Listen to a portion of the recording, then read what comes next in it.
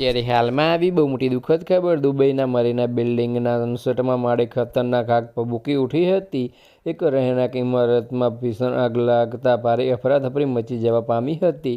એવું કહેવામાં આવી રહ્યું છે કે આગ લગભગ 6 કલાક સુધી સળગતી રહી. આ આગને કાબૂમાં લેવામાં દુબઈ સિવિલ ડિફેન્સ ટીમોને ઘણા કલાકો લાગ્યા. દુબઈ મીડિયા ઓફિસ અનુસાર આગ લાગ્યા પછી તરત જ ફાયર બ્રિગેડ, એમ્બ્યુલન્સ અને મેડિકલ ટીમો ઘટના સ્થળે પહોંચી ગઈ અને રાહત કાર્ય શરૂ કર્યું. એવું કહેવામાં આવી રહ્યું છે કે ફાયર બ્રિગેડની ઝડપી કાર્યવાહી અને અન્ય ટીમોના સંયુક્ત કાર્યને કારણે ઇમારતના તમામ 764 ફ્લેટમાં રહેતા 3820 લોકોને સુરક્ષિત રીતે બહાર કાઢવામાં આવ્યા હતા. કોઈ જાનહાનિની કોઈ માહિતી નથી, નજીકમાં રહેતા એક સ્થાનિક વ્યક્તિએ જણાવ્યું. જ્યારે આગ ચરમસીમાએ હતી ત્યારે કાટમાળ પણ ધીમે ધીમે નીચે પડી રહ્યા હતા.